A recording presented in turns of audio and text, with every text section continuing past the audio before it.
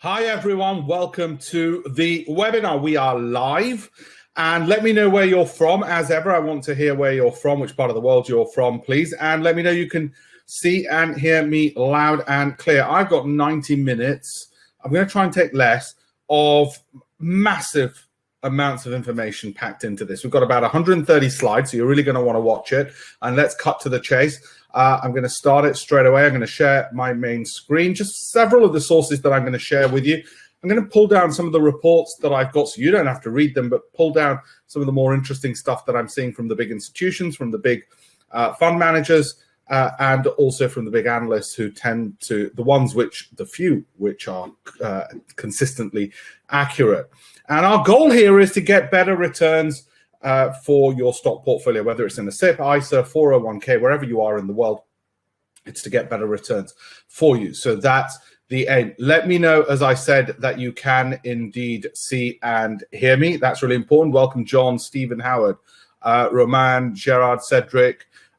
Thank you. California, loud and clear. I hope it's not too loud. I've got very good speakers, Rakesh, Neil, Derek, Drew, everyone. Welcome on board, Kenneth, Hitesh, everyone. So, like I said, I'm going to get on with it. I've got lots of information there, about 130 slides on this and from these various sources. So, what we're going to talk about is two things. One is I'm going to tell you what I like at the moment, what I like for the rest of the year in terms of stocks. But more importantly, rather than just throw you some fish, I'm going to teach you how you should be fishing. And we're going to look at some of the tactical shifts that higher inflation means for our portfolios and where we can get those returns. Great. Ulrich from South Africa. So we've got South Africa here, we've got California, and we've got Bristol represented through David. So great to see people from around the world. My background, most of you know it, so I won't labor the point. 15 years ago, started a private equity fund and a hedge fund. We started first with the hedge fund part of it. It was a Cayman domiciled UK equity long short fund. And subsequently, we expanded into private equity, investing in clean energy and into medical technologies as well. Those funds are domiciled out of Luxembourg. Not really relevant for you, but that's a bit of my background. You'll also know the way I got into all of this is I was writing about investing myself. So some of the bestsellers, everybody on the webinar is going to get a free digital download of that. And I'll tell you how that and some of the best books on investing that I've got as well. You're going to get digital downloads of that free. Everyone who's on this webinar, I'll tell you how later. Subsequently wrote various other books published by the Financial Times, including that one and all of these things. I'm sharing the information and the know-how in this webinar with you. So there you go. It's probably the world's leading authority on this subject matter. Thanks to the FT, it helped me get the kind of profile which allowed me then to set up the fund. Okay, so it's as simple as that. Now, sometimes people say, well, tell me, I want to know what you hold at the moment. What do you hold? Just because I hold something at the moment, and I'm going to reveal what I hold and what my son holds. He's 3 years old, so I've held it for him, as it were. Just because I hold this doesn't mean I'd buy it today. So don't just say, oh, throw me the fish, throw me the fish. I'll explain all of this and why I hold certain things, when I'll be getting rid of them. I mean, for all you know, I might be selling, I don't know, Discovery tomorrow morning. Okay, so it's not important what I'm doing. What's more important is a process I can show you so you can do it. You can be the master of your own portfolio, the master of your destiny. So you're not paying independent financial advisors hefty fees so that they can overtrade your account and they keep charging you lots of money for the rest of their lives whilst they're on their yachts and so on. I want you to be in charge. Many of you will be business people. You'll say, hey, I handle my own business. I can surely handle my investments. One of the things that somebody pointed out to me just recently was he had a SIP and he got I think it was about a 10% improvement, okay, from some of the education I'd given him. He got the improvement, you know, he had to implement what I taught him. And for him, that meant 100K, okay, because it was £1 million SIP. And he was about 55 years old. He got 100K, extra 100K over 6 months, okay?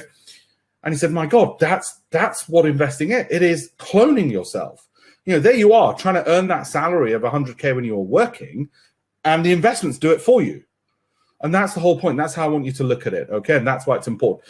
I also want you to write these numbers down. So grab a pen and paper, write down these three numbers, 12, 15, 25. I want you to write another number down, 40. And I'm going to come to those, and those are probably going to be the most important numbers. Michael from Malta, fantastic. Jesh from Florida, I'm delighted.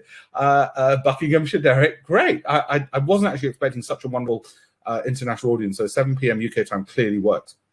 So write those numbers down, and then I'm going to explain what I like and what I don't like. And what do we do about crypto. What do we do about SPACs, if you know what those are? What do we do about IPOs? What do we do about the higher risk stuff, that we might want to have, that we might have FOMO, fear of missing out on? Where do we put that in a portfolio? Do we put it to one side? Yeah. With a small amount of money? Yeah, if we've got FOMO. So we'll look at that. James from my hometown, my birthplace of Leeds. So delighted that you're on board. And the other problem, and the reason I do this, and I've launched a campaign to teach 1 million people. Okay, it's called campaignfor1million.com, and it's to teach 1 million people how to invest better. And the reason is, there's the headline. Okay, that was from 2011. That hasn't changed. I'm going to show you some more updated headlines from 2021, a decade later. This problem hasn't resolved itself. Giving your money to fund managers will be an inefficient way of doing it, because I think anybody can learn to drive, and I think anybody can learn to invest. And if they can learn to drive, they can learn to invest. And if they can learn to invest, I mean, think of it this way. Let's say you've got 100K. Let's say all you've got is 100K. Okay, well, a 10% improvement on that gives you £10,000 extra. And that's just in 1 year. And that compounds, obviously, over time. So we're just looking for a marginal increase. We're not saying, hey, how do we double your money in a week? Okay, if that's what you're looking for, you're on the wrong webinar. Anybody who wants to gamble, you're on the wrong webinar. We're looking at an approach which looks at a small number of stocks, maybe 15 out of 10,000. There's 10,000 in our universe of stocks. That's all the UK stocks and all the US stocks. We can put any of those in our pensions. Okay, and that includes international stocks which are listed in the US, like Alibaba and so on. We want to narrow that down to the top 15 to 20. There's only 2% of stocks, I believe, which are worth investing in. So we're going to select our team of players, the people who are going to be custodians for our children's inheritance and our retirement. We're going to interview those companies from 10,000 down to about 15 to 20, which will sit in our portfolio. And I'll show you mathematically why most people have got too many stocks in their portfolio. They've got about 70. And through funds that they've put money in, they've probably got about 1,000. That's just ridiculous. This is why that's diversification. I'll show you mathematically why you're just simply wrong, and why the research shows you're wrong. Why published in the Financial Times and in my columns and in my TV programs and what others have said who've gone on to win the Nobel Prize in plumbing. I take their work. I'm not worthy of creating that kind of research. I take their work and show you and share it with you. Why you're wrong to have so many. So we're going to showcase that as well in this. Okay. I only steal from the best. I only copy and share with you information from the best, whether it's Nobel Prize economists or whatever, and research which works. Okay. So I'm going to share that with you. So like I said already, I mentioned the number 40. Now, that's my business. I'm personally targeting 40% per annum for my portfolio. That's my business. You might be targeting less. You might be targeting 20. By the way, 20% for my UK holdings, if I'm forced to have UK holdings, and 40% for my international, i.e. mainly US. And it usually comes from companies, recently it came from companies like this. Okay, but it'll change over time. So I'm going to show you how I target that, and you're going to learn how to do it, and you might learn things which will help you. That's the idea. Okay, and let's say you miss it. 40s, you might say, stupid. Okay, let's say you get 20. That's still, I'm going to show you why for retirement, or if you're in your 30s or 40s or 50s or 60s, it still works out very well. Thank you very much. And the idea is you're cloning yourself by not having to just work yourself, but having your portfolio work for you. You know this old saying, if you want to get rich, you can't sell your time. Okay, well, that's the whole idea. A portfolio is not selling your time. It's letting these companies make the return for you. All right, so that's what we're going to do. Scotland, I'm so sorry that they lost in the Euros and that they're out, I have to say, because I love the Scots and I wish they were still in. Okay, I wish you guys were still in. They're so much more fun than any supporters of any other country for a start. Problem, picking stocks like a hoarding panic buyer, right? So we're going to avoid this. This is how what most people's portfolios look like. I was talking to a student of mine earlier and he had 70. He's a businessman. He was using Rathbones, but he could have been using, I don't know, St. James's Place, you know, these IFAs who charge a fortune and they dump a load of stocks so that they can always have some which will randomly look good and say, well, we did pick you that one and we picked you that one. He had 70 stocks, let alone through the funds. He probably must have had, I don't know, 2,000 stocks indirectly. And he's paying the brokerage charges, the independent financial advisor. So we're going to get rid of all that nonsense. Forgive me if I'm laboring the point. And also the other problem is people don't know when to let go. They bought a stock in 2011 for 12 months. It did really well, and they're still holding it because they've got long, fond memories of how it did well in 2011. We're not going to marry any stocks, okay? We're going to hold for 12 months, which is where the number 12 comes from in that 12-15. Okay, we're going to hold those stocks for 12 months, then we review. We don't trade our investments. So we're not holding for a month. We're not holding for a week. Equally, we're not married to them, so we don't hold for a year. We might repurchase them or keep holding them into the next year. But every year, everyone's got to prove themselves. Everyone gets re-interviewed to keep their job in our portfolio because it's my son's inheritance that they're looking after. Okay, so they better bloody well still make the grade. You know, you don't still have Gary Lineker playing for England, do you? No, right? Fresh blood comes in, new companies come in, and it's like that. The essential way I'm going to teach you before I go into more names, my friends, is this. Okay, valuation. I'll come to Basel 3 later on, John, as well. Alistair, a bit more of a technical question. We'll come to that towards the end. Just keep watching and it'll all become clear. Okay. We know companies, and we know from research, companies which are undervalued tend to do better than overvalued companies, though there are some exceptions. But the problem we have is there's so many ways and factors to measure stocks. So we're going to tick all those boxes. A fund manager doesn't want to do that for you. He wants to sell you a value, UK value fund, a European growth fund, a Japanese income fund. What the hell do you care what he wants to sell you? You care about your portfolio. And because it's your portfolio with whichever broker you pick, you might pick Free Trade, Hargreaves Lansdown, Barclays Stockbrokers, I don't care. Whichever broker you pick, you want to tick all those boxes, not be shoved into something that somebody else is shoving you into for their own gain and benefit. So we looked at the research on this. I've published the papers over the last 20 odd years. If you've seen me on Bloomberg, you know I've discussed it in my Financial Times columns and in the books.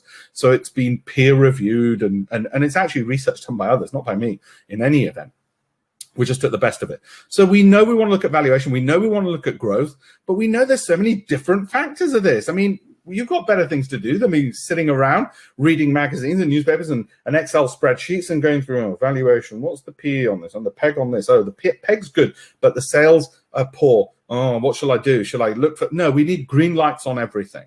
Okay, because when you've got 10,000 stocks to pick from, not just the FTSE 100, 10,000 to pick from, you can afford to be really picky.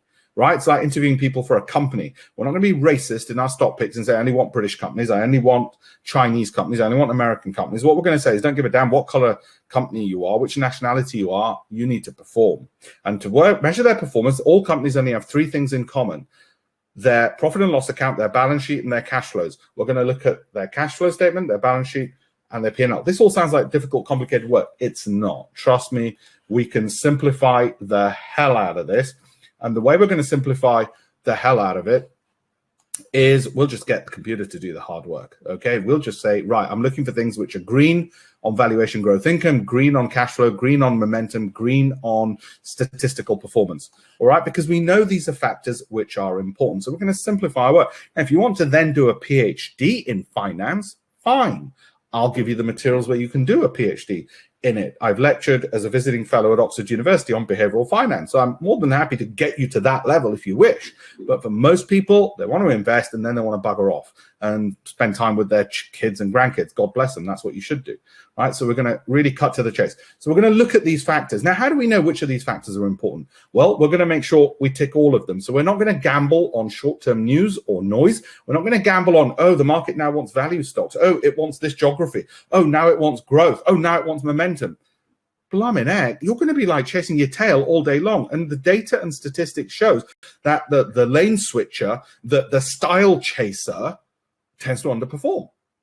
Okay. Equally, the person who says, oh, I won't do any of that. I'll just buy some stocks and hold them forever. They underperform. There's an optimal in the middle somewhere. Okay. So where's our research from? Well, it's from a lot of places. Like I said, our research isn't original. What it is everybody else's research was original. Putting it together in the way we have, that's original. Okay. So for instance, Tweedy Brown. They've done this. And you better believe people have researched the hell out of this. Of course, they've researched it. There's money involved. Okay. I love this. This is one of the pieces of research we've used. And this is gone on for years. What has worked in investing? It's about 20 years old, this particular piece. We've got about 30 pieces like this, which we think are really good. Okay. And guess what? We know that there are certain things which work and certain ones that don't. Now think about it. When people like this, and this is an example, pretty much doubling your money each 3 years, what they worked out is there are certain measures of valuation like book value and certain ranges which give better returns for stocks than others. For instance, over 3 years, your average return is pretty much your money's pretty much going to double up Okay, if you've got a book valuation between that. Now you might say, oh God, where can I do the hard work, Alpesh? People are so keen to work hard rather than work smart. Hang on. Why don't we just do that for you in a second? All right, instead of you going, oh, yes, I really want to learn that formula and I really want to disaggregate the information and order lots of accounts and read the accounts of 10,000 companies, right? People love working hard. In my experience, it's amazing how many people love to work hard unnecessarily. It's incredible. It really gives you an edge if you employ them. Right, so we know there are certain numbers and certain things which make a difference. The statistical analysis shows it. So what we're going to do in this webinar is we're going to focus on, right, let's make sure as an approach, and the approach I want you to adopt is this. You've got to tick the box for valuation, growth, income, momentum, and statistics. Okay, in other words, and I'll come to what it is, but in other words, a high average return, outperforming the market consistently. So I'll explain what this means. I'm giving you the helicopter view. We'll drill down into actual specifics in a second. And if you don't tick those boxes, you're going to end up trading on noise and news. Somebody's going to mention a stock and you're not going to know. You're going to, oh, yeah, you gave it a hot tip. You're going to start following tip sheets, basically. And that's not going to get you anywhere. You're going to float around with about 75 stocks because you're so afraid that you're going to pick the wrong one, that you're going to just buy everything that's out there and have a machine gun spray and pray approach. Won't give you the returns you should. We're talking about getting better returns. Remember, 10% improvement on 100K is 10K in 1 year. And that's a fair enough goal. Okay, so how are we going to do it? This is what we're going to do. Oh, by the way, please have a phone ready so you can take pictures of some of the slides. Whilst I will make a replay available, some of the slides will be taken out because some of them are proprietary to what I and my son own. I don't necessarily want that being out there all the time, okay? So please take photos of anything that you particularly like the look of, all right? And once somebody said, oh, there's not enough time to take pictures, you don't want us to actually see the names. It's not the case. At the end, I'll go through every slide again if you wish, and you can pause the screen. I don't mind, but take a phone and take photos. Okay, right? So this is what we're going to do. Now, whilst I will mention names in this, it doesn't mean the names I'm mentioning I would buy today. I might be sitting on a gain which is due to be harvested. Okay, why would I harvest a gain? When would I exit? I'll explain that in a second. All right, and also there'll be things which are not suitable to you. The crude oil trade, which actually is doing better than that now. The crude oil trade was last year. It was a special strategy. It was outside of what I'm teaching you. So some of these things aren't relevant, okay, to what we're talking about today. Today, we're not talking about special strategies like banks last year or like oil last year. Those are special strategies, which, when the market's a bit disjointed, in other words, makes multi-year lows, they come up now and again. And if those come up, great. If they don't, it doesn't matter. We've still got our core strategy. So let's focus on the core. Okay, and I'll go through all of this. Okay, these were some of the ones which have, they've done all right. They've done all right, but how do we improve upon that? And what do we look at now going forward? So I'll give you the bang up to date of what we're looking at and how we look at it as we go through this and how we pick it. Okay, so I'm not just showing you the historic, but I want to also show you going forward. I'm not just showing what I do. I'm taking information from, Goldman Sachs. I'll show you some of their stuff. Warren Buffett, Carl Icahn, so some of the billionaires, some of the big analysts, Morgan Stanley analysts, the ones which are good. Okay, and then we narrow that down and we look at what we're doing. But it's the process that I want you to learn. I don't just want to throw some fish at you. I want you to learn the process, please. Like any teacher, I want my students to have a PhD in the subject. I want you to learn what I'm going to teach. Right? Now, one of the reasons I do this, again, I've mentioned, is because of this. There's £1 trillion of Muppet money. Not my words. September 2020. This was written by Trustnet. £1 trillion of Muppet money costing savers billions. In other words, money which is sitting in ISAs and savings and not being invested, right? So we want to make sure, I don't need to labor that point, that your money gets working hard for you. All right. By the way, I was in The Guardian today, a signatory. I'm chairman of the Lombard Trust. Whatever you do with your investments, let's say you've got $500,000 in a SIP or ISA and you make a 10% improvement, you got an extra 50K. So it's a bit of a windfall. You weren't expecting it. It's a bit of a windfall. Please, beyond looking after you, once you've secured your family's future, I'm sure you all do this, and forgive me for preaching, and I do this on all webinars. We support widows and orphans through this, and if you saw The Guardian today, we're in there because it's United Nations Day of the Widow today, okay? Please think of a bigger purpose to give to. Forgive me for preaching. I'm sure you all do it anyway. But when I've done this in the past, I've had students actually say, yes, Alpesh, tell me where I should. I got a windfall. Tell me where I should from the investment, from the education that you've given. That's great if that happens, okay? Connect with me on LinkedIn, please. They say your net worth is connected to your networks. Make me part of your networks. and I'll make you part of my networks. So join with me on LinkedIn. It's completely free to join. You'll be part of my networks and you'll see some of the other stuff that I do. Enough of that. The information I'm going to give you, it's going to be published also in a forthcoming book published by the Financial Times, which is this, all right? And if not that, you can get me on TikTok. Business Insider did a piece about me. I love it. So thank you. So we're not just old school here. I'm up with the cool kids as well. So let's get on to the education part. I'm going to give you the experience of all my years, all of those photos and all the rest of it and everything that I published in these books. And I'm going to let you download one of my investment books, that one on this webinar as well, plus some others by Warren Buffett and Benjamin Graham in this as well. All right. I've been doing this for 20 years, so this is not just Johnny come lately. All right. That's me back in 1999. That's me in 2019. Still got the double chins. Can't get rid of them. I don't mean to sound arrogant in this. Somebody once said, oh, so full of himself. If you don't know the credentials of the person speaking to you, how the hell do you know whether to listen to them or not? That's why I say it. And sometimes I can be a bit short because, yeah, I'd like to inspire, but sometimes I just have to intimidate to get to the point. So you're looking at this. This I created just yesterday. All right. Those returns look bloody nice. I wish I could have those. If I had a crystal ball and a time machine, I would have had those. I'm sorry to say 98% of stocks do not warrant the risk and volatility involved in owning them. 98%. About 2% are worth looking at in terms of the volatility they have and the returns they give you. So whilst you might see these amazing returns, the chances are if you picked these, you would have got a bunch of dogs as well, which would have meant in the end you ended up at a net loss. If that wasn't the case, I would already have got to these before you, and I didn't. I didn't have any of these other than Cerulean. It's the only one which met our criteria. The others didn't. You might say, well, your criteria a bit rubbish, Alpesh. When these go up, it doesn't necessarily mean that the process we're looking for is to capture every single moving stock. It is actually just for our portfolio to get our 40%.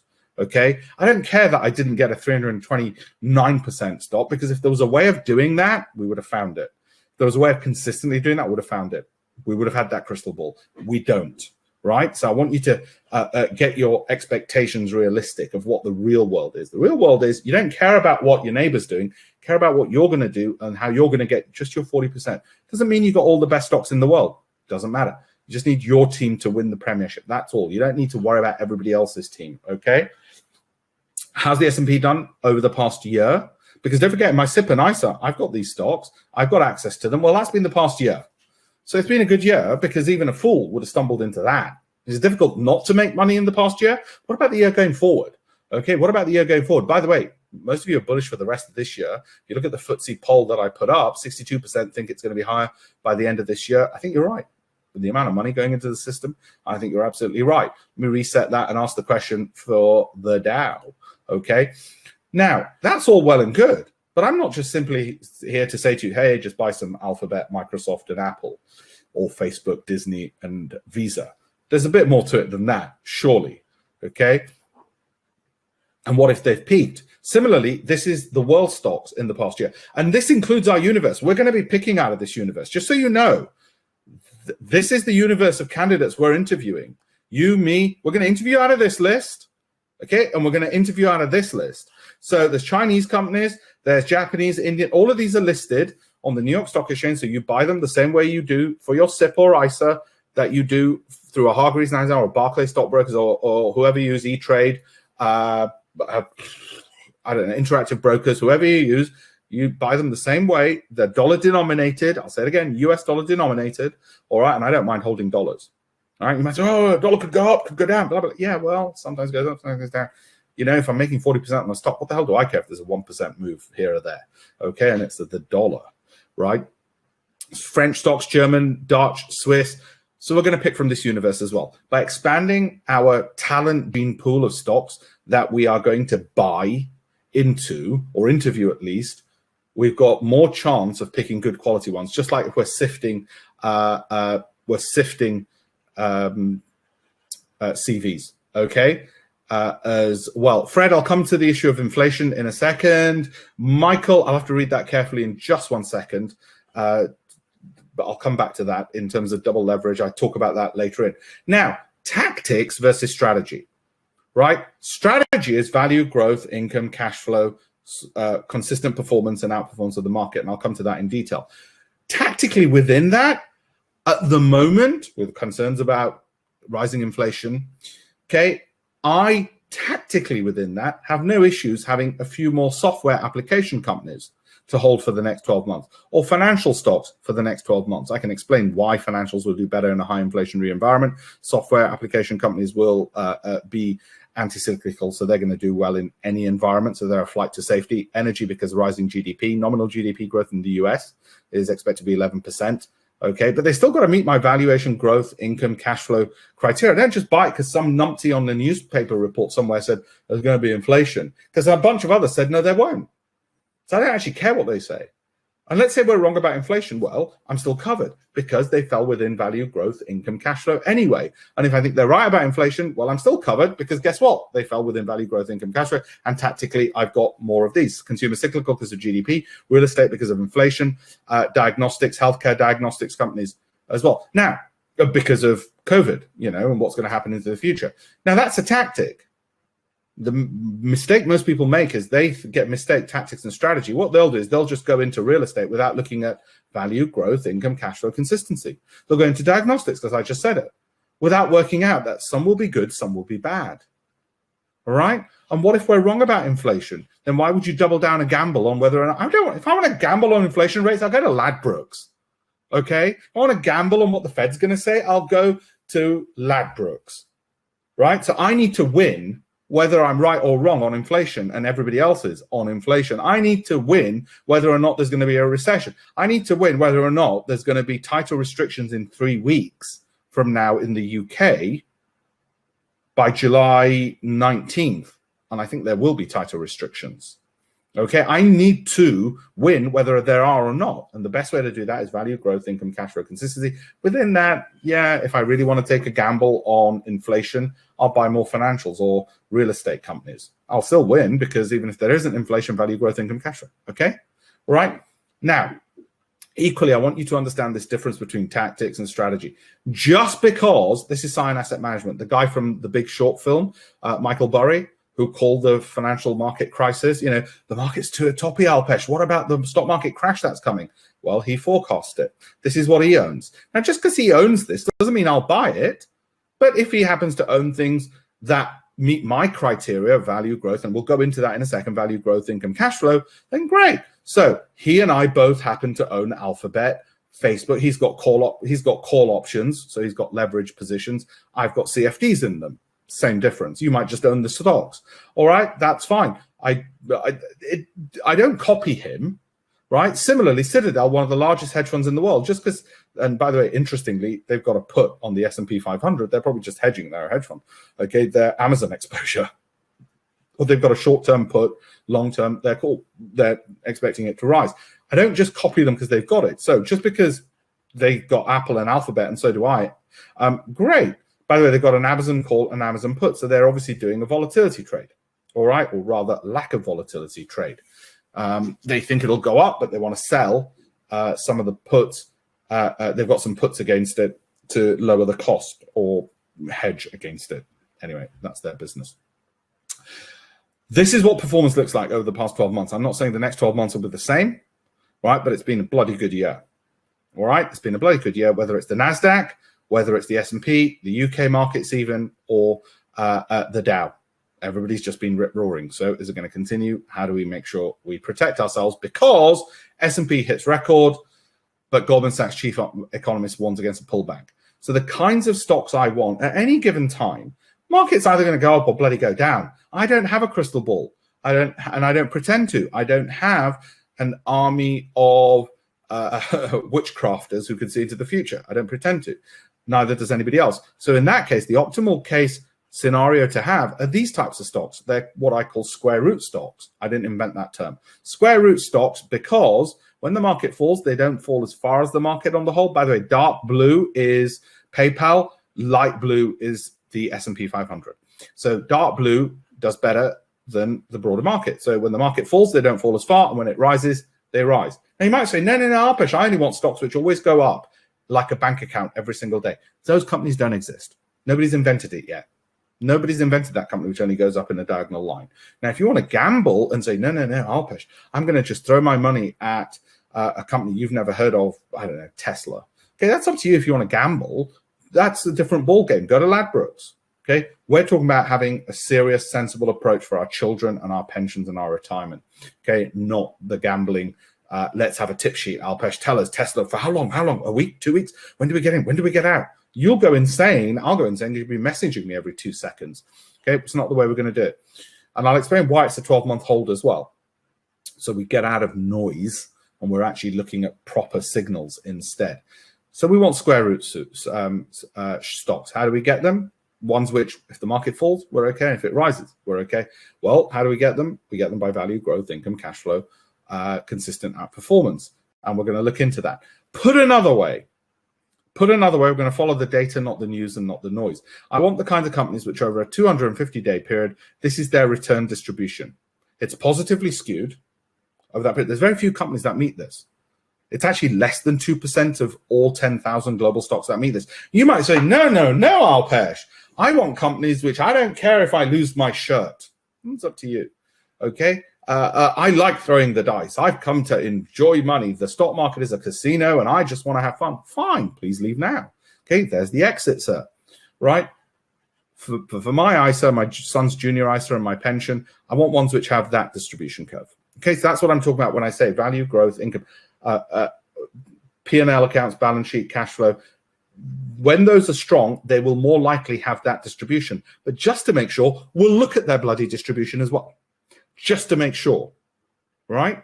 To make sure this is what they're delivering. And when I do get ones like this, by the way, one of the other things I do, which is outside what I'm teaching you now, is I'll do 2 times leverage on that, either through an exchange traded product or a CFD. That's a separate discussion. That's higher risk. Don't anybody do leverage because that is higher risk. Okay, leverage is risky. Don't mistake leverage for genius. I only do 2 times leverage max, and I only do it on stocks with that kind of distribution, and I do it for a year. That's why spread betting firms absolutely hate me. Why? Because they want me to do it for 20 days so they can wipe me out, and they want me to do 10-to-1 leverage and 5-to-1 so that when they get a short-term move down, this is the same company over 20 days, it could be like that. Over 250, it's like that. So they wipe me out in the short term, right? They hate me. In fact, they don't hate me because what they do is they follow my trades. They'll see what I'm doing and they'll copy it. This is personal account stuff I'm talking about. I'm not about the fund, I'm talking about personal account, PA account stuff, right? Okay, so how do we do that? So I'm explaining all of this to you now. For those of you who just want fish and names, I've given you some already. You know, I don't like those students. I want ones who actually want to know what's behind it so that when I give the names, they understand why. Okay, there's a few 1% of people who attend these things and say, no, just give me the bloody stock names. That's all I want. Well, we'll do that as well. So when Credit Suisse gives you clickbait like this, 18 tech stocks to own now, I'll look at those names. I'll see, well, do they meet my criteria, value, growth, income, cash flow? If they do, fine, I'll have them. If they don't, I'm not risking it. I don't care if they're Credit Suisse, Goldman Sachs, or God, right? So simple process, and that gives me a better return on time. That's the approach I'm going to advocate to you. And not least, I'm going to advocate get the money out of underperforming dog funds. How many of you put it into your Darren, I'll answer that question later on 212 eToro, free trade, and James, you've asked as well. I'll come to those in a second. Keep your questions coming. I'll answer them in one go if you don't mind. If I can't answer them easily and quickly. Okay, so one of the other things that I want to ask you is, how many of you got dog funds? How many of you own funds where the fund manager's just been piss poor and you're frustrated? Just put it into the chat box. Just type in yes, or tell me more, right? Fund managers and independent financial advisors, they're great at marketing. They're crap at actually doing anything else. This is what I'm going to share with you. See that? See what you're seeing on screen there? UBS rich clients get Goldman strategies with no extra fees. I think that's unfair. I'm going to share with you the strategies that Goldman gives UBS rich clients. This as a hedge fund manager, I get those. We get access to all of that because they want us to buy what they're selling. We're on the buy side, they're on the sell side. They want us to buy what they're selling. Okay, so they give us all this data, and I pick out things which are useful and ditch the rest. So UBS rich clients get Goldman PIMCO strategies. I'm going to share those with you now. All right. This is the poverty gap, by the way. I know I keep laboring this point, but it's really important. That in red is the UK market over the last 5 years. And you can take any rolling 5-year period since the Second World War. There's been this massive gap between the US markets and the UK. I'm not just saying something simple like, oh, just buy US stocks. Well, you could buy a whole load of rubbish because there's more choice in America of rubbish than there is in the UK. They've got more companies, so they've got more rubbish, right, than we have. Now, it's only 2% of companies which are worth the volatility for us to have. That's the S&P. So my American cousins, literally my American cousins, right, are getting 53% by just tracking the S&P in the last 5 years. They're getting to more than double their money by just tracking the NASDAQ, right? I've got cousins in Florida. I'm Indian, of course I have, and cousins in California. And that's what they've got, actually in Kentucky as well. And my UK cousins, if they're tracking, and they're not because they're related to me, so I've told them what to do, but if they were tracking just the FTSE, they'd be down 12%. So I'd have one part of the family poor just because they're in Britain, because British people tend to invest locally, and the other part rich because they're in America, because people invest locally. I want British people to be rich. The best way to improve your SIP and ISA is to look at those 10,000 global stocks. We'll have some British companies in there, but we're going to pick accordingly and avoid the typical bad portfolio. One of my students sent me a few months ago. And somebody, when they looked at it, I said to that student, I said, why the hell did you pick these stocks? And he said, oh, name recognition. I just recognize the names. And we put them through our analysis, and not a single one of them would have met our criteria for holding. And look at how far down he is. In 3 months, it was down about 40% in most of them. Over 6 months, it was about 40% in most of them. Now, somebody once said, oh, no, that's all right. They bounce back. I said, you want that journey? You're down 40, 50%, and then you come back to break even while everybody else is making 40% straight up? You want that journey because of name recognition? Yeah, but Alpesh BP, can't go wrong with BP. Can't go wrong with BT Group. Have you used their services? Can't go wrong with Aviva, BA Systems. Where can you go wrong? Look, it's about performance. They don't perform. I don't give a damn what their name is or how big the company is. It's like a football manager. You're sacked if you can't bloody score goals and you're a striker. I don't care how good you used to be or, who your mum and dad are. Sorry, you're out. You're fired. And that's the same thing with the portfolio. You know why? Because I asked you to manage my child's inheritance and you got down 46%. You're sacked. You're fired. If you don't have that attitude, you deserve a poor performing portfolio. So how are we going to make sure we don't pick by name recognition in our domestic market? Like I said before, just because I've got certain things doesn't mean I would buy them today. So don't go out and buy this stuff. What I'm saying is that's what my universe ends up looking like, right? So let's get into that. Let's work into it. And like I said already, outside of that, I might have special strategies like IPOs. These are some of the ones I own. I'm not going to discuss that in this webinar. SPACs. I'm not going to discuss it in this webinar. FOMO, fear of missing out. I'm not going to discuss it in this webinar. That's a whole separate situation. I might have some of those, but that's got nothing to do with my 40%. That's just for fun. That's just, I got that because that's extra stuff I like doing, right? That's up to me. I like playing badminton as well. What's that got to do with it, right? So that's the point with some of this stuff. I'm not going to discuss these ones in this webinar. There's only enough time to discuss what we're talking. What's our end goal? And then let's look at the criteria in detail, right? So you can start implementing it yourself for your own SIP and ISA. What's our end goal? Assume you plan to invest over 10 years. And with my help, let's say you make 20% per annum from the education that I'm giving you now in this webinar, right? Some years you make more, some years you make less, right? Nothing extravagant, nothing pessimistic.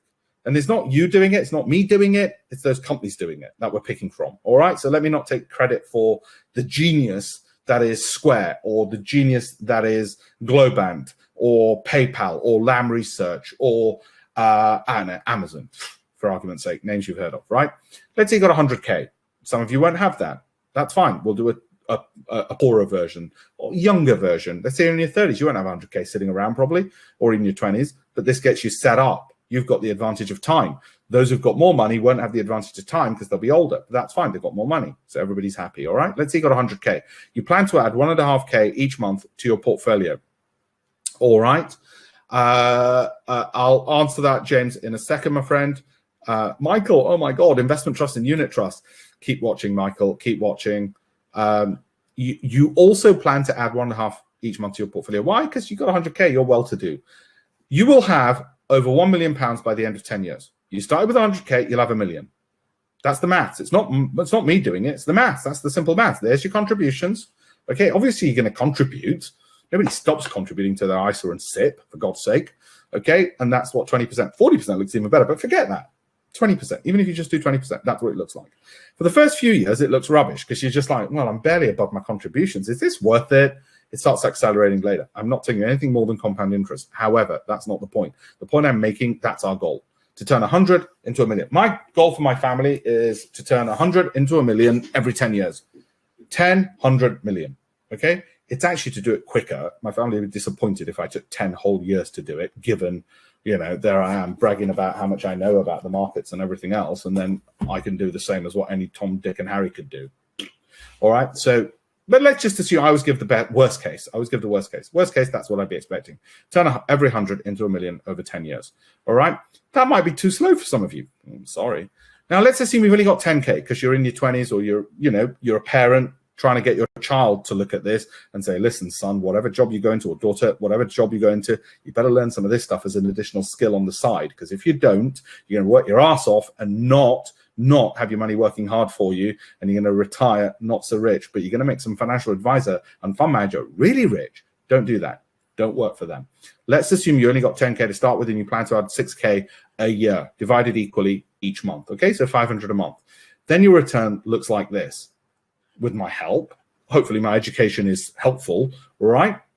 That's what it looks like. So this is where my son is, who was born 3 years ago. He started down there. Now he's 3 years old. He's a bit above this because, well, I'll show you his portfolio in a second. The market's done well over the last 3 years. So he's above this. There'll be years when it hasn't. He'll get back onto this line. By the time he goes to university, I want him to have about, through his junior ISA, we max out his allowance each year, through his junior ISA to have about 600K.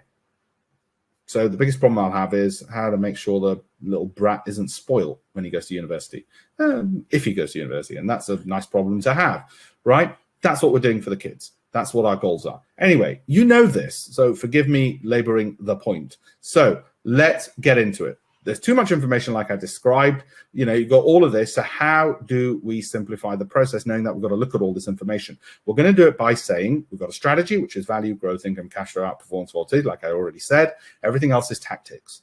So all the other stuff you see where you might get excited, oh, Alpesh, I read small caps are important. Oh, I read that UK is going to do well. Okay, oh, I read that Warren Buffett just bought this, and I'm going to show you what he owns. Oh, Michael Dell bought this, or Bill Gates owns this. I'll show you what he owns in a second. Well, that's just tactical. As long as it's within the strategy, I don't care if you copy an analyst or news or guru. But 12 months, the holding period. You're not going to trade your investments, otherwise you're gambling. And people who switch lanes in investing, I trade their investments, the data shows they don't do as well as those who've held through on quality companies which have got value, growth, income, cash flow. The great news is that means less work for you. It means less work. You won't be able to do it. You'll be like, oh no, I want to touch my portfolio. Please let me fiddle with it. Please let me trade it. Oh no. I'm trying to get you to do less work. Humans hate doing less work. In my experience, they love working their asses off. I know some of you go, don't be stupid, Alpesh. They don't. Trust me, when it comes to investing, they just love hard work. The solution is going to be this. We're going to tick all those boxes of value, growth, income. Why? It avoids short-term noise. It avoids gambling on fads, consistent approach, no fund managers, etc. The cons is, yeah, you may not get the latest lucky meme stock like AMC. Well, you can play around that with 10% of your capital if you wish. That's your business. That's a separate webinar there. Okay, so we break it down. How the hell are we going to do this, right? Want to measure for valuation. You're going to need a measure for growth. You're going to need a measure for income. I'll share with you in a second what mine are. All right, but it's the principle that's important. Cash flow, why? What the hell's this croaky thing? I'll explain that. Momentum, why is that important? Well, I want things which have performed well in the recent past, because we know sometimes the market cares only about momentum and nothing else. Sortino is a measure of average returns and volatility around them. Want to be consistently good performance. Alpha just means outperformance of the market. If they don't outperform the market, might as well have a bloody index tracker and just go to bed, sleep easy. Okay, we want to outperform the market. So one of the most important things that I look for is what the big banks are telling their richest clients. And this is what the big banks like Goldman Sachs tell their richest clients. You can have 50 million to get this data, or have a hedge fund and get invited to a dinner with Jim O'Neill when he was chairman. So they get me this. And we've used it ever since. We added it to our mix of what we were previously doing to make our lives easier. What this shows is cash flow. All right, croaky. Cash flow of a company over the capital invested. And what they discovered, I'm sharing it with you, when it says UBS, Goldman Sachs shares share strategy with richest clients. Normally, you got to have 50 million to get this information. I'm going to give it to you, and I'm going to give you the names of companies at the moment which look good, but also why we're looking at it this way. What they discovered is you get 30% return per annum. If you want to know why the rich are getting richer, this is why. Okay, the boffins at Deutsche Bank invented this formula. It's there. Okay, and Goldman Sachs use it. I didn't say they stole it from Deutsche Bank any more than I've stolen it.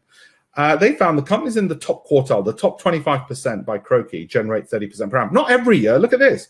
2008, nobody got 30% per annum. It's not a bloody bank account. Some years you do better, some years you do worse. 30% per annum is the average return. Not every year.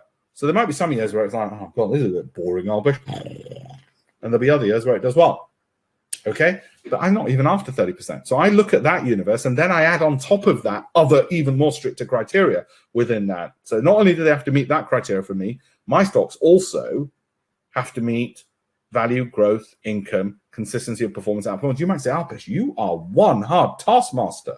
Yeah. Did I not mention it's for my pension, it's for my retirement and my son's inheritance? You better believe I'm a hard taskmaster. And that's what annoys me about private investors. They're not. When it comes to their own money, they are throwing the dice and making other people rich. I want to strangle them sometimes and say, what is wrong with you? You work your ass off at work for some dimwit employer, most probably for years, and then you go and give all that money to a fund manager to have a lavish lifestyle and send his kids to private school. And seriously, okay, so that's one of the things that we look at, right? Like I said, I didn't invent it. I wish I had invented it. Wish it was my secret research. It's not my secret research. Why do you share it with us, Alpesh? Well, because Goldman Sachs aren't going to do it, are they? And I don't think it's fair. Call me a socialist, right? So that's one of the factors, like I said, which is in there, is cash return on capital invested. Now, that's not freely available out there, and you're not going to reverse engineer it. So find a cash flow measure, okay, and make it stringent that you're looking at that cash flow measure. Cash flow, this is the best cash flow measure. You're not going to find it out on the internet, sadly. So find one. We reverse engineer ours. We know what the formula is. The formula's there. You're not about to do that through 10,000 stocks, are you, and get the dead from the London Stock Exchange. But use a cash flow measure, okay? I've written about this in the FT. This is not something where it's secret. Oh, he's never told anybody. Oh, my God. I'm sorry to let you down. I have written about this in my books and everywhere else. Okay. And not only that, it's all been independently verified by a company which has been monitoring my picks since 2004 up till this year, well, including and up to this year and ongoing. And they've won awards from the FT as well. So they're an award-winning company who's been doing this. Why did I say 15 stocks? This curve. Now, you might argue and say, no, Alpesh, I've got loads of investment trust, unit trust, so I've got thousands of stocks. I'm afraid you're inefficient. It's costing you a lot of money. They're churning those stocks internally, right? They're not holding 15 stocks for 12 months and having no brokerage charges. They're charging the brokers, are giving them kickbacks, and what you're getting is paying a fee, which is hampering your return. Instead, you could have just bought those damn stocks yourself that they own.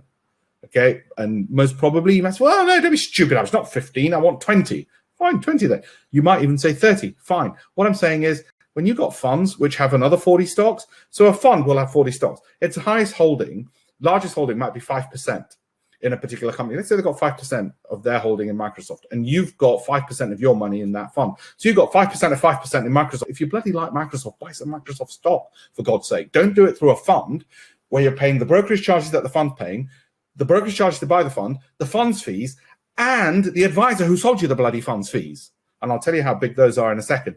Own the damn thing itself, the underlying stock, please. And don't say to me, oh, I don't know which stock though. Okay, I'm showing you how to find those. And please, please, please do not trade your investments. If you're trading, that's great. I do another webinar on trading. That's a different story. It's a different kettle of fish. In and out, in and out. If you're investing, 12 months. You know why? Look at that figure. S&P without 2020's best 5 days, you're in white. Blue is the S&P. And that figure holds true any given year. You miss a few of the bad days. And here's what makes it really difficult. The best days for any index usually, more often than not, come right after the worst days. So psychologically, you are not going to be able to time that. So you're going to get a really bad day. The market drops a ton. Are you really going to buy into it the next day thinking, oh, the best days usually come afterwards? Because they don't always, only sometimes. So don't try and do that. You'll sleep easier. The other thing we do when we're finessing this, as well when we're finessing this is, yes, we'll get reports like this. I'll come to that, Agnes, in a second. Okay. I'll come to that in a second, Agnes. We'll get reports like this. Now, I want you to do some homework after this webinar. Look at the stock market on March the 26th, 2020, and look what happened. It was pretty much the bottom, okay?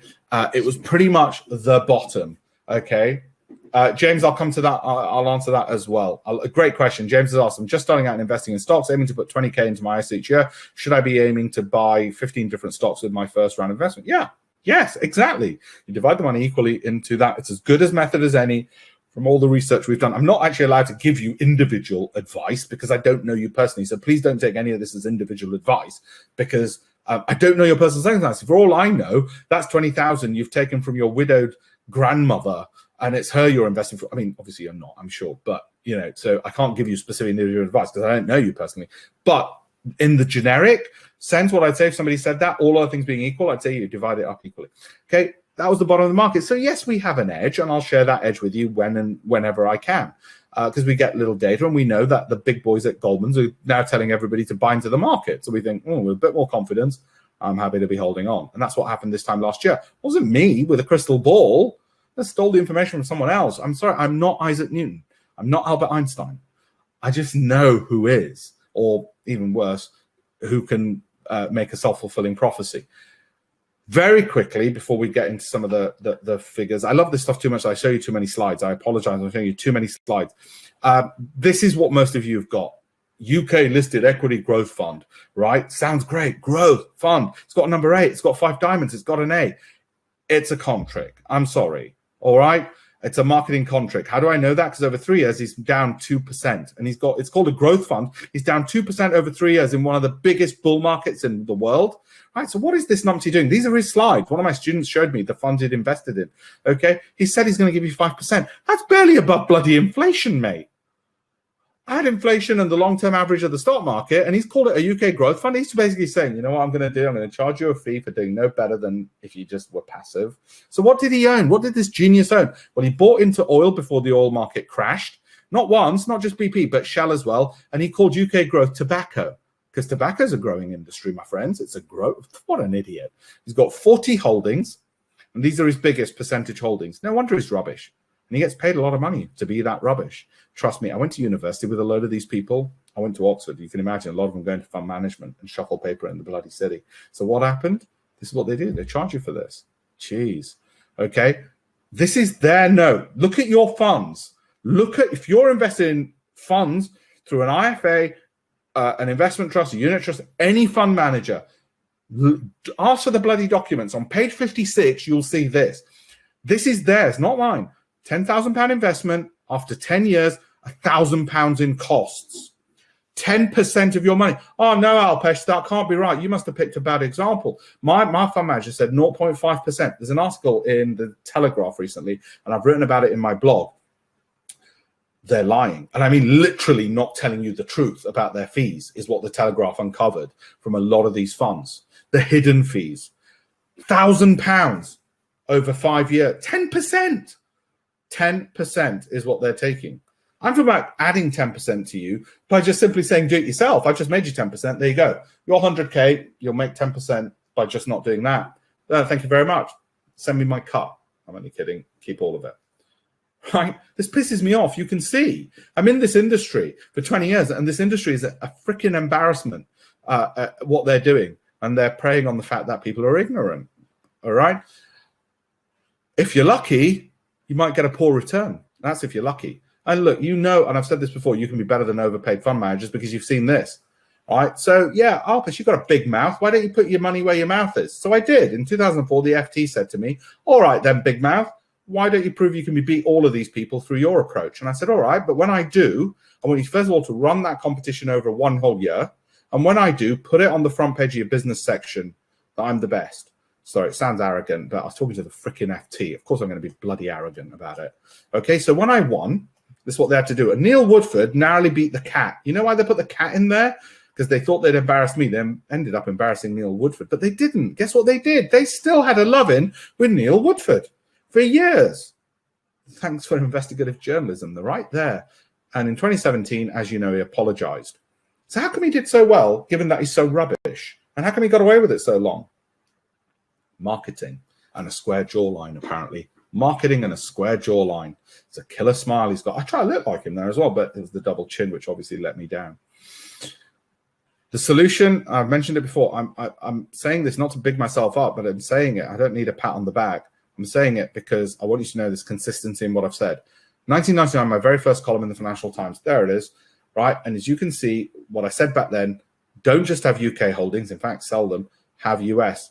The UK is still at where it was in 1999. The UK stock market, FTSE 100, is still where it was in 1999. The US has gone up, I don't know, tenfold? I don't know. I honestly don't know.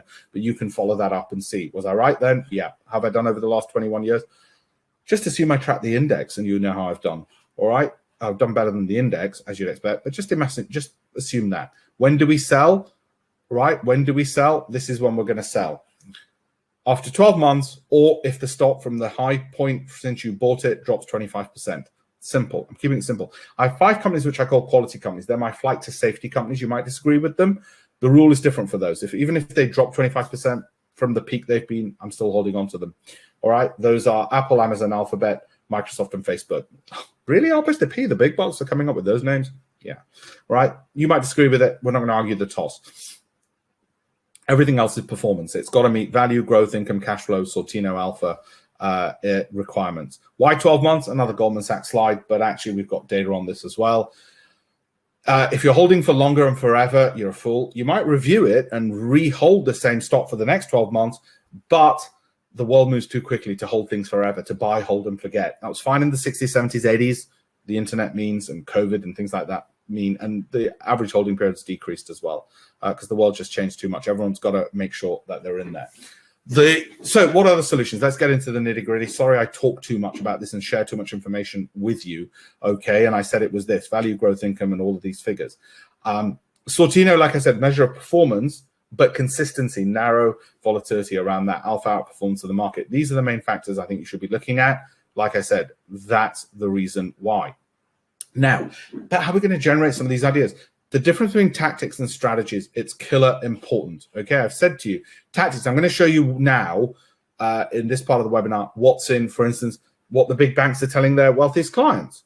So analysts, what Warren Buffett owns, so gurus, they're different tactics. But if they don't fit in my strategies, they don't work. So before I share that with you, can I ask you to, for 1 minute, do this? I'm going to let you download these 3 books, okay, and more. Okay, my book, Investment Philosophies, Successful Strategies and Investors Have Made Them Work, The Intelligent Investor. Would you fill in that form to give me feedback on this webinar? If you think it's rubbish, that's fine. If you think it's great, that's great. How we can improve. If you fill that in now, it'll only take you a minute. You'll then, at the end of it, get a link to download these and get access to my Telegram channel, where every day I tell you what I'm seeing. If I get a report from Goldman Sachs or Credit Suisse, I share it on that Telegram channel. All right, little videos that I give each day on what we're seeing. So you got that all free. Just fill that in, and it'd be great if you would. Okay. What? France, Portugal, mate? I understand. I know. I can't find a freaking time frame where there isn't a great football match going on. So whilst you do that, alpeshpatel.com/feedback, I'm going to continue. So fill it in on a different screen, please. Alpeshpatel.com, and I'm going to now show you. I'm going to show you the tactics and the stocks within that, which are right bang up to date on that tax, because you need to know what's up to date today, not what I held last year and I'm still holding. You need to know, well, what the hell do you like right now? You know, which ones out of, say, the S&P 500 meet your criteria right now, Alpesh, for the next 12 months. You need to know that. So we're going to do that. And one of the ways we're going to do it is we're going to look at the tactics. What are some of the tactics which might throw up the names? It's all very well me giving you 2% of the stocks which meet those criteria, but that's still 200 stocks. Still 200 stocks. So we might tactically look at what's in Warren Buffett's portfolio or Bill Ackman. That's what he's got. Okay, 8 billion. Bill Ackman is a hedge fund manager. There's 7 stocks. Surprises you, doesn't it? Now, do you see where I said 15? Do you see where I get the numbers from? Bill Gates, he's got 24. He's got 22 billion in stocks. 24. He's got other assets, but 24 stocks that he holds, and these are them. I don't just buy them because he owns them. It's still got to fit in my strategy. This is a tactic. Tactically, if I say to myself, oh, I want more of what Warren Buffett's got, I still need to check if Apple fits my criteria, or Fiserv. It does. I own it, by the way. So does Leon Cooperman. He's got 1,041 stocks in that. Oh, Alphabet hits my criteria. Isn't that nice? Microsoft hit my criteria. Isn't that nice? Okay, I might do 2 times leverage on some like Microsoft because I want the extra return, but that's higher risk, okay? I might look at what JP Morgan are telling their wealthiest clients, and I'll share it on Telegram with you, and then I'll say, does it meet my criteria? Or this is Goldman Sachs again, list of 50 very important positions. They bloody call them very important positions. This is what they tell their richest clients. If you want to know why rich people get richer, it's real estate and the stock market. Occasionally it's their business, but most of the time it's real estate and the stock market. I'm not going to talk real estate. I'm going to talk stock market. Okay. And it's what Goldman Sachs do really well. 50 very important positions for hedge funds, and they list them. Doesn't mean I go out and buy it. It's still got to meet my criteria. Okay. And there are names there. Look, this is the bit where you better get your phone out and take a photo, because I'm not going to read all of these. By the way, if you want to know what I own at the moment, I do have Adobe.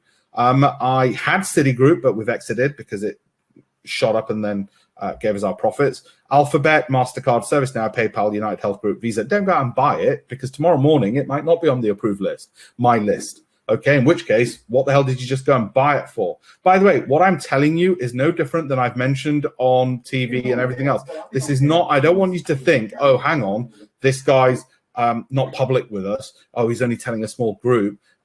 I put my neck on the block on this, and I stand by it. And that's why I've been going on TV over and over again for 20 years. And they say, oh, yeah, remember when you said that? You're right. You're right. Now, I'm not saying that to big myself up or be full of myself. Honestly, I'm more mature than that now.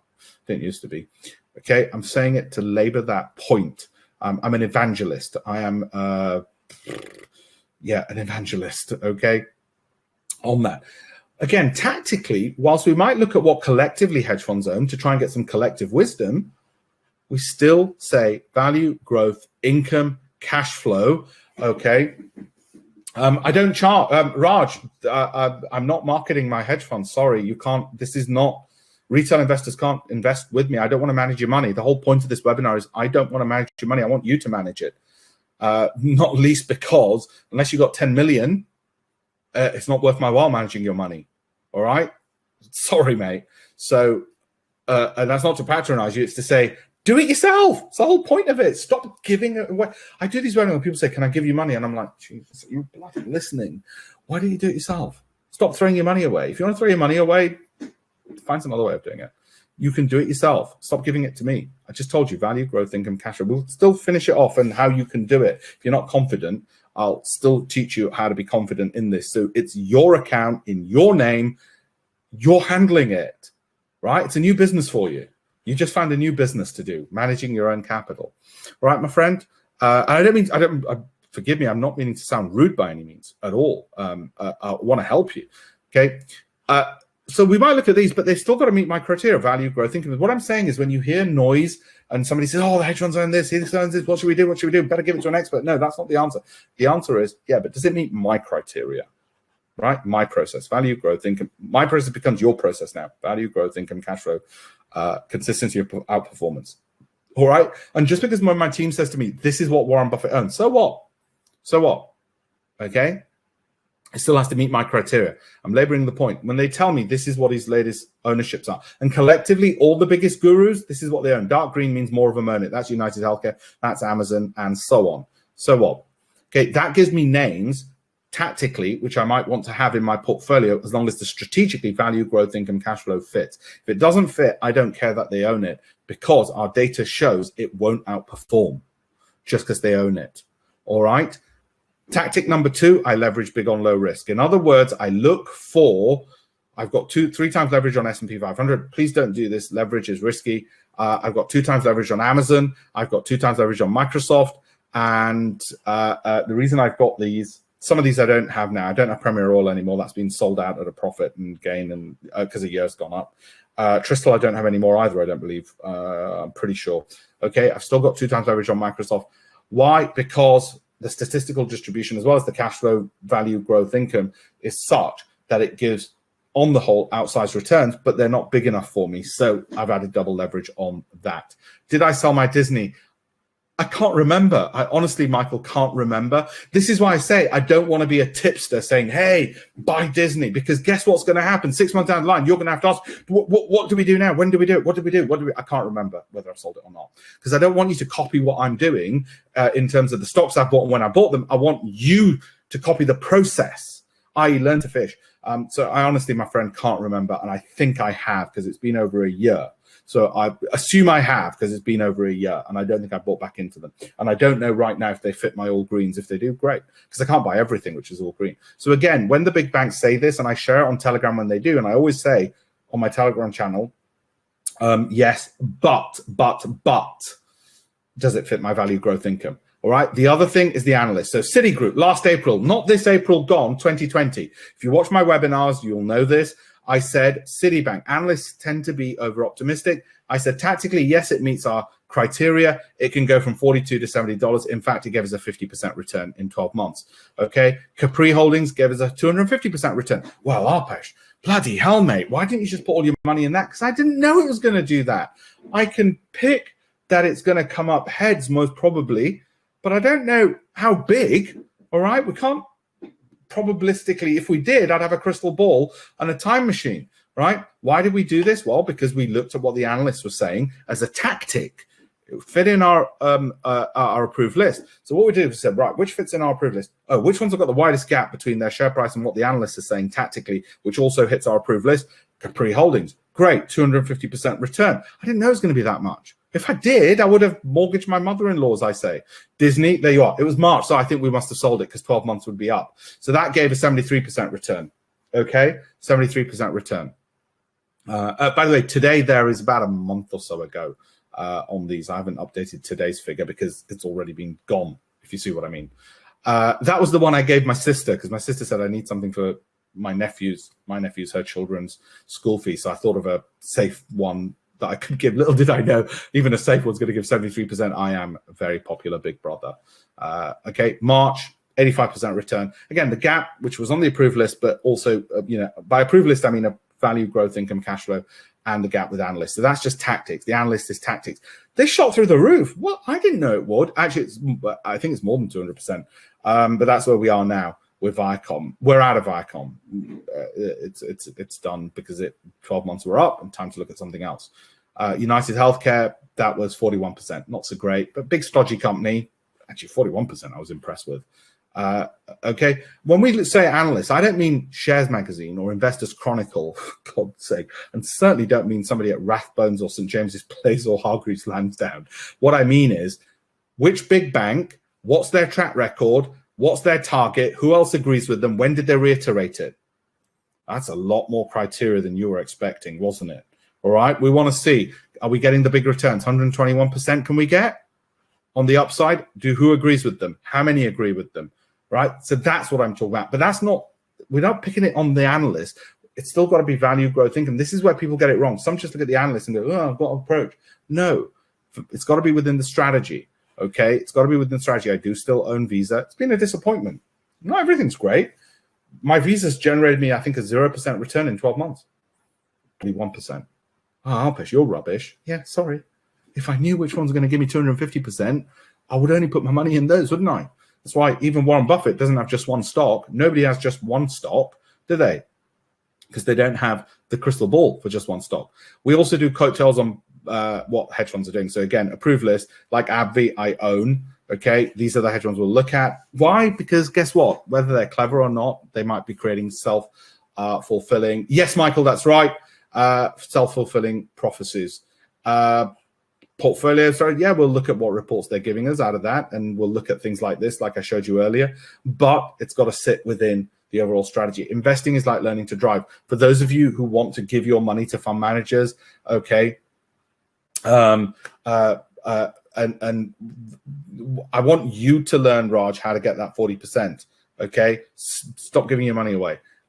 It's you learn to drive, you can learn to invest. You learn to drive, you can learn to invest. Now, you might say, Alpesh, no, I want you to be my chauffeur and drive me around. I'm sorry, I don't work for Uber. Similarly, I don't work for you. I don't want to manage your capital. Well, unless you got 10 million, then we can talk. Just joking. Okay, wing mirrors, steering wheel, brake, accelerator, same with investing. Value, growth, income, cash flow, Sortino Alpha. If you can learn to drive a car, right, where you're endangering other people's lives, including your own, you can certainly manage to run a portfolio. 15. Why do I say 15? You can pick 20 if you want, 30, but please remember this image. You're not getting smarter as you add more stocks. Okay, why 12 months? That figure from Goldman Sachs. Remember, that was my holy grail. That is my holy grail. That's how it looks. So value, how are you going to pick value? For us, it's absolute numbers. It's price earnings ratio, but you might pick others. Price earnings growth as well. Okay, if you don't know what these are, what they mean, go look them up. Year-on-year revenue growth, we want dividend yields to be positive. We want CROCI top quartile, so some cash flow measure, please. 6-month momentum, positive, Sortino above a half. If you don't know how to find that, consistent returns. Is there a minimum amount of shares you should look at in each company? Give me a specific, please. What do you mean? Do you mean like £100? I don't understand what you mean. Return alpha outperforms of the market. Now, there are other things tactically. We might look at more UK companies. We might look at market cap, because smaller cap companies will probably do better. So like I told you, tactically, I want to look at more real estate at the moment, right? Okay. What does that, by the way, look like right now? I'm just going to give you an example with the S&P 500. This doesn't mean you go out and buy this. This is not investment advice. I do not know your personal circumstances. Okay. These are some of the all greens, right? Which would meet our criteria over the next 12 months, right? But there's a bit more to it than that, because that's just the S&P 500. You actually want to be looking at the global list to pick from. And tactically, it might not be just that. Tactically, you might say, well, actually, I want retailers and tech, or I don't want companies at all-time highs. Tactically, I want smaller cap. And here's the most important criteria. I want some high volatility and lower. Microsoft has 8% volatility. It's probably the safest stock I can think of. PayPal is closer to 20%. That's more a 10 risk for me, okay? So most people want to be a 7 risk, and they want about a 20% volatility. So bear that in mind, and that will help you, okay?